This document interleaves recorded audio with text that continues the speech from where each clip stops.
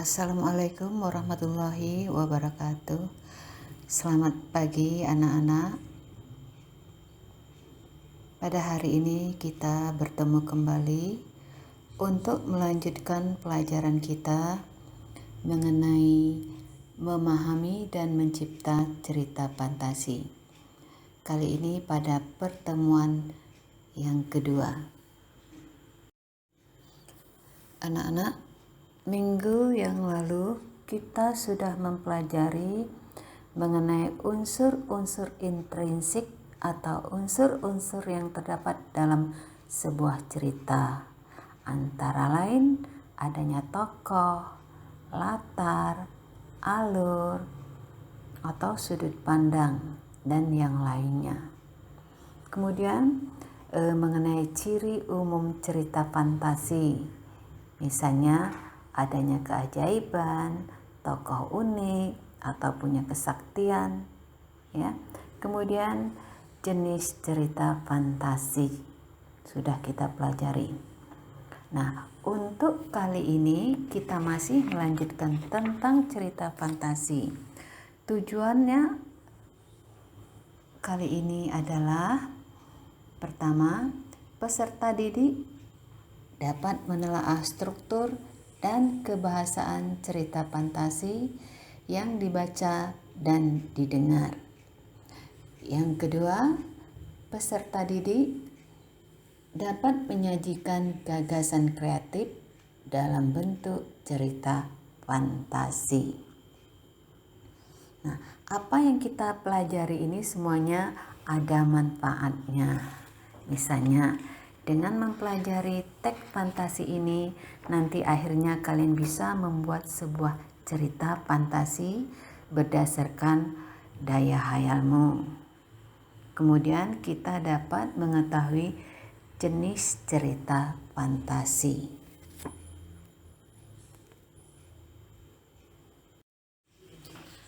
Berikutnya adalah struktur cerita fantasi. Struktur di sini maksudnya susunan cerita fantasi terdiri atas 3. Pertama adalah orientasi, kedua komplikasi, ketiga resolusi. Ya, pertama orientasi, ciri isinya adalah pengenalan tokoh, latar, watak, dan konflik. Konflik itu di sini mulai adanya masalah. Ya, kita ingat kembali pelajaran yang telah lalu, telah Ibu berikan contoh cerita fantasi yang berjudul Kekuatan Ekor Biru Nataga. Kita hubungkan di sini. Di bagian orientasi biasanya terdapat pada paragraf pertama.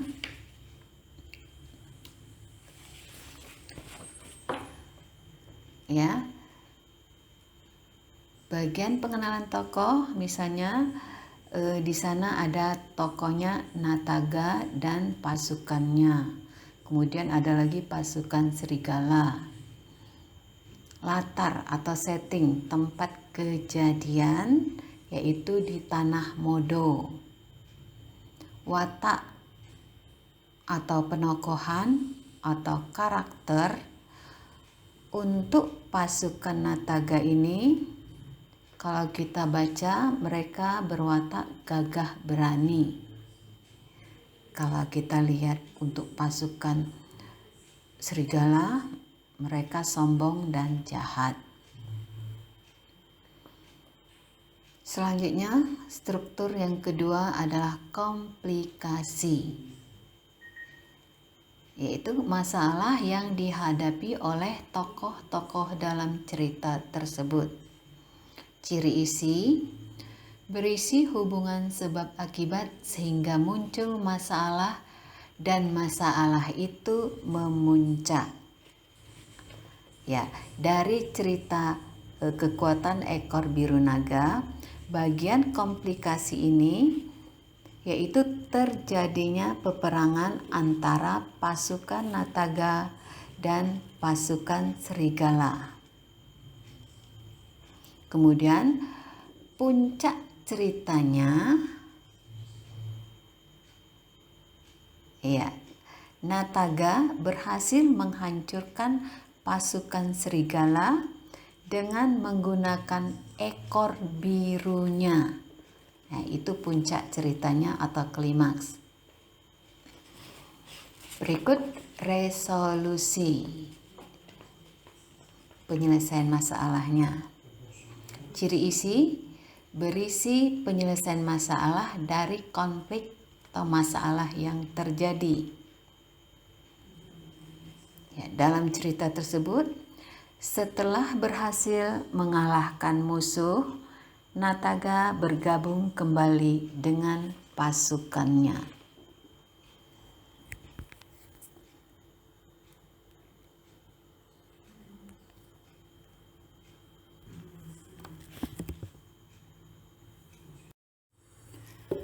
Selanjutnya, kita menelaah variasi pengungkapan struktur cerita fantasi.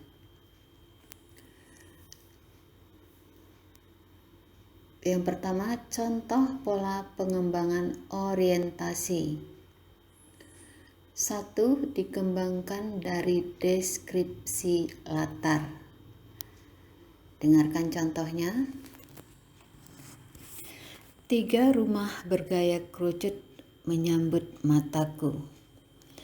Ketika aku memandanginya satu persatu, ternyata rumah itu memiliki model yang sama. Hanya satu hal yang membedakan ketiga rumah itu. Berarti latar di sini adalah rumah. Yang kedua, dikembangkan dari pengenalan tokoh. Contoh, alien itu berhidung mancung. Dengan hidungnya yang menjulang, ia mengendus sekeliling. Sepertinya ia bingung dan mencoba mengenali tempat baru. Matanya yang sebesar biji kemiri berkedip-kedip memamerkan matanya yang kehijauan. Oke, jadi tokohnya adalah alien. Yang ketiga, dikembangkan dari pengenalan konflik. Contoh, kau harus membawanya kembali. Erza berteriak kalang kabut. Aku gugup, bingung, tak tahu apa yang harus kuperbuat. Sedangkan manusia dengan wajah setengah kera itu memandang sekeliling. Ini terjadinya konflik antara Erza dan aku. Selanjutnya, contoh pola pengembangan konflikasi. Juga ada 3. 1. Dikembangkan dengan menghadirkan tokoh lain. Contoh, tiba-tiba seorang alien yang berukuran lebih besar datang. Perutnya buncit dan bibirnya berwarna merah. Matanya merah. Alien berhidung besar itu tiba-tiba mengeluarkan cahaya merah dari tangannya yang membuat alien kecil kepanasan. Yang kedua, dikembangkan dengan mengubah latar. Contoh, laut yang tadinya tenang dan berwarna biru muda, kehijauan, bergelombang berbuih. Gerakan air itu menandakan sedang ada yang terjadi di dunia samudra. Aku harus memeriksa apa yang terjadi. Yang ketiga, dikembangkan dengan melompat pada zaman yang berbeda. Bisa masa lampau atau masa depan. Contoh, Di tengah saya asik mengamati candi, tiba-tiba bumi berguncang dan plum, saya terdorong ke sebuah tempat kemilau yang serba keemasan. Baunya harum dan indah. Sebuah kerajaan megah ada di hadapanku. Kita lanjutkan. Contoh pola pengembangan resolusi juga ada 3. 1. Dikembangkan dengan lompatan waktu. Contoh, 2 tahun kemudian Partha telah sampai di galaksi Andromeda dan bertemu dengan Ozzy. Ia akhirnya menemukan saudaranya di planet yang berbeda. Perjalanannya tidak sia-sia. Yang kedua, dikembangkan sebab akibat yang unik. Contoh, setelah saya menyebutkan semua perilaku baik yang pernah saya lakukan, pintu terbuka, dan tanpa kuduga, saya sudah berada di depan meja belajarku. Akhirnya, Doni bisa kembali ke dunia asalnya. Yang ketiga, dikembangkan dengan surprise atau kejutan. Contoh, Putri Candi menguat. Putri terbangun dari tidur panjangnya.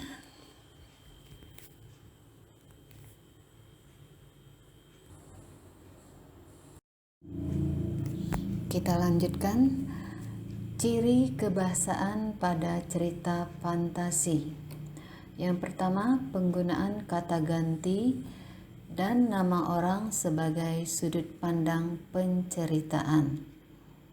Ingat kembali minggu lalu kita sudah pelajari mengenai sudut pandang atau point of view, yaitu kedudukan pengarang dalam sebuah cerita. Apakah dia ikut bermain atau dia hanya sebagai pencerita saja? Kalau dia ikut bermain, menggunakan kata ganti aku atau saya. Nah, kalau dia tidak ikut bermain, hanya sebagai pencerita saja, menggunakan kata dia, mereka, atau nama orang saja, atau nama Ersa, atau nama yang lainnya. Yang kedua, penggunaan kata yang mencerap panca indera untuk deskripsi latar waktu, tempat, dan suasana. Contohnya untuk tempat tadi juga sudah disebutkan. Contohnya, 3 rumah bergaya kerucut menyambut mataku. Jadi latar tempatnya adalah rumah, ya, atau laboratorium itu sudah berantakan misalnya. Kita ambil laboratorium saja sebagai latar tempat. Selanjutnya, contoh latar waktu. Tengah malam tak ada bintang di langit itu. Mendung hitam nampak berkumpul. Lolongan serigala bersahut-sahutan menyambut malam yang semakin larut. Berikut contoh latar suasana. Setetes air mata pun jatuh dari wajah sang ratu. Tak sepatah kata pun terdengar dari bibirnya. Kamar yang megah ini terasa sunyi dan penuh kesedihan. Jadi suasananya sunyi dan sedih. Ya. Kita lanjutkan. Yang ketiga, menggunakan pilihan kata atau diksi dengan makna kias dan makna khusus. Ingat, itu makna kias, makna khusus. Kita ambil contoh. Alien itu berhidung mancung. Dengan hidungnya yang menjulang, ia mengendus sekeliling.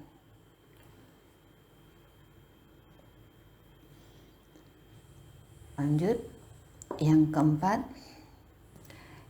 kata sambung penanda urutan waktu. Contohnya setelah, kemudian, akhirnya, dan lain-lain bisa. Ya, masih banyak lagi contoh yang lain. Kita ambil contoh dari kata setelah. Contoh kalimatnya,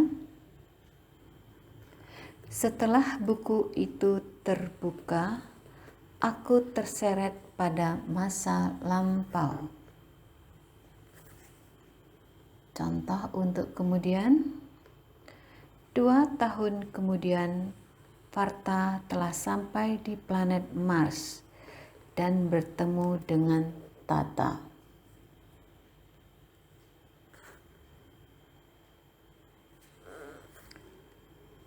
Contoh berikutnya dari kata akhirnya. Akhirnya, Farta dapat menyelamatkan diri dari terkaman raksasa.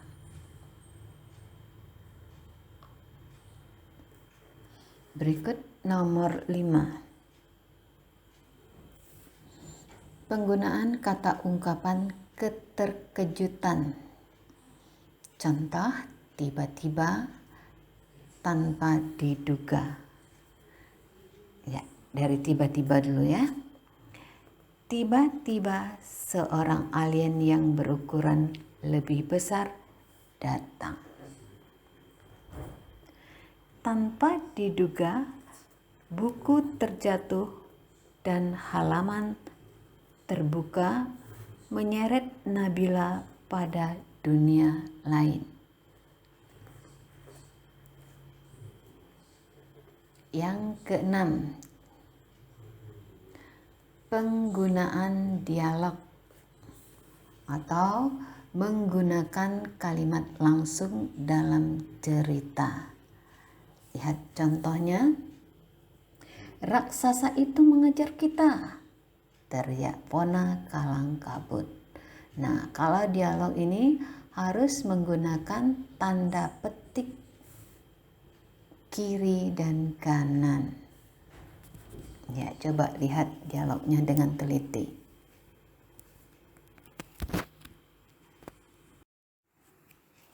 Anak-anak, selesailah materi yang Ibu sampaikan hari ini. Untuk tugas yang dikerjakan, silakan lihat Google Classroom dan diantar dengan batas waktu yang ditentukan. Minggu depan kita ulangan harian 10 soal untuk PH 1 dan PH 2. Terima kasih, Ibu akhiri. Wassalamualaikum warahmatullahi wabarakatuh.